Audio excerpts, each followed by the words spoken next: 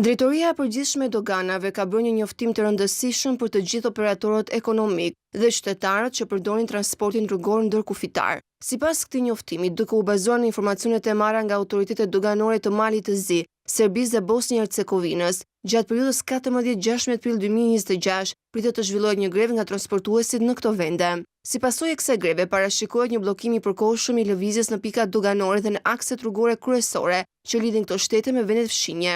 Në mënyrë të veçantë, kufizime do të prekin mjetet e tonazhit të rënd, të cilat mund të përballen me ndalesa të gjata, vonesa të konsiderueshme, apo dhe pamundësi për të kaluar përkohësisht kufirin gjatë këtyre datave. Sipas detajeve të njoftimit, gjatë kësaj periudhe do të lejohen vetëm disa kategori të veçanta lëvizjesh. Përjashtim nga kufizime do të bëhet për transportin e kafshëve të gjalla, për rastet emergjente si dhe për qarkullimin e automjeteve të lehta. Këto masa synojnë të minimizojnë ndikimin në situata të ndjeshme dhe të domosdoshme, ndërkohë që greva pritet të ndikojë ndjeshëm në zinxhirin e furnizimit dhe transportin e mallrave. Autoritetet doganore shqiptare u bëjnë thirrje të gjithë subjekteve që operojnë në fushën e transportit dhe logjistikës që të marrin masa paraprake, duke planifikuar me kujdes lëvizjet e tyre, duke shmangur këto data ose duke konsideruar rrugë alternative për të evituar vonesat dhe kostot shtesë.